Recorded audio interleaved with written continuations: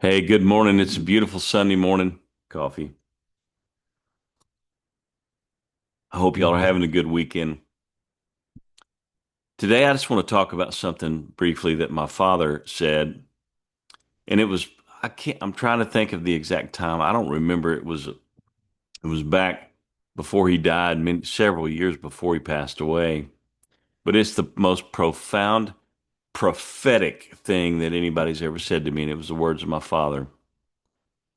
And you got to understand, we were Southern Democrat, raised up in the time we voted for, well, I was too young, but voted for Jimmy Carter, the peanut farmer, and we wanted to save the world from the ice age because we were all going to die of an ice age because of global cooling.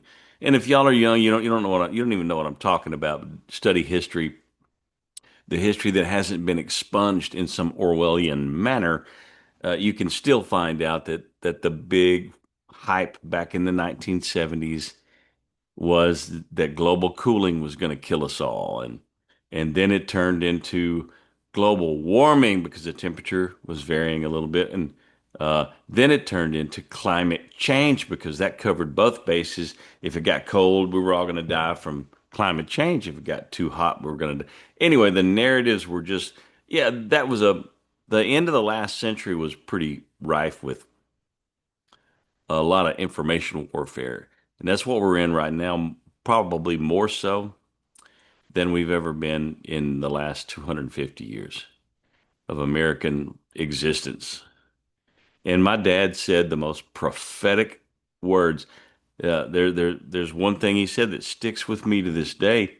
And he was a man of few words. He didn't talk as much as I do, but he said, son, he said, Gary, you cannot believe anything you hear with your ears. The news, words people say, somebody said something, stuff, gossip. You can't believe anything you hear. And that's good advice. And then he said, and I'm going to go further. You can't believe it, but probably about half of what you see with your own eyes. And I don't even think he realized the significance, the prophetic significance of what he was saying, knowing that I would probably live longer than he did, and now I've outlived every family member I grew up with, and those words land on me, and I think about them pretty much every day. I'm like, man, we're really living in a time where you can't believe what you see, you can't believe what you hear, and you just really can't believe anything that's being presented, and the false narratives just keep growing.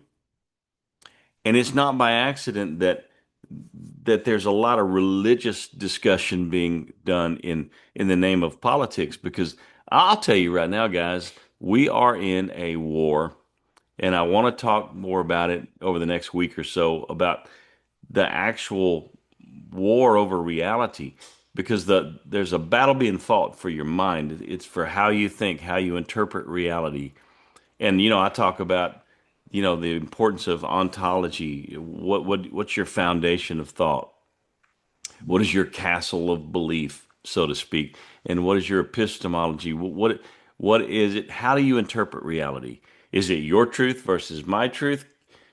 I can make up my own truth. Well, I guess you can, because I see it and hear it every day. But is it really true? Is it really based on reality? And so I want to get into that as we move forward. And I just want you to understand, right now we're living in a time where it's like being in a house of mirrors, where nothing is as it seems, and it's hard to even find the way out. And a lot of people, I spoke to a friend the other day, and she was like, "Man, there's no hope. We're done. It's over.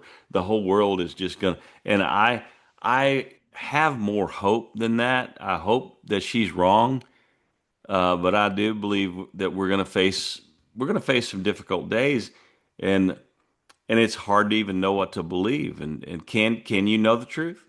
Can you really understand and believe something and know that it is absolutely true? I believe you can. And one of the things I'll leave you with just to chew on this week is look at where they're aiming their guns. Look at where they're aiming their psyop guns because you're being attacked in your mind. You're being attacked in your beliefs.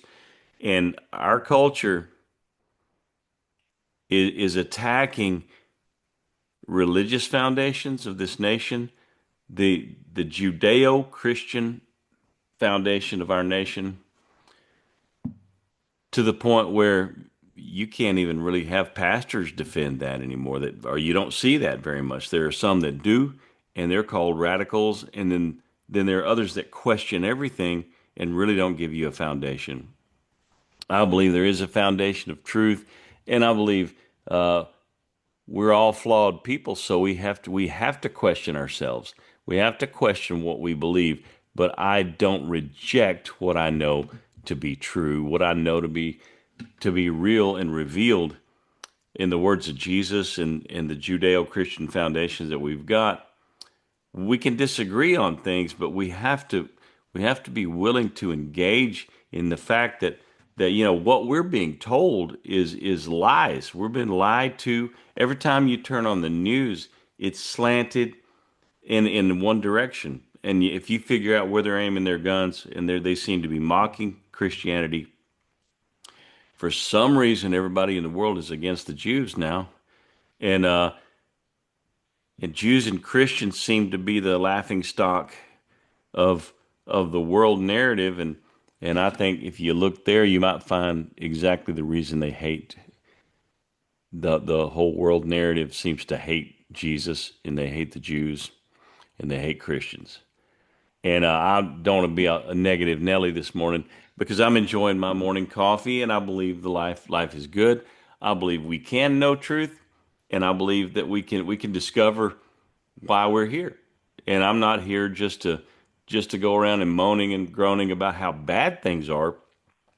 But I will tell you this: don't get sucked into such of a narrative where you believe politics can save you. If you look at politics right now, it is just absolute crap show. It's slinging mud and crap at everybody, and I'm telling you, I do not believe that Trump is my savior. I don't believe that Republican Party is my savior. Now, I certainly don't believe the Democrats offer anything that is even healthy in the discussion right now. But I don't believe that either one of them. They're both sides are presenting themselves as my savior, and I have one savior. He don't look anything like politics. Love you guys. Y'all have a great Sunday.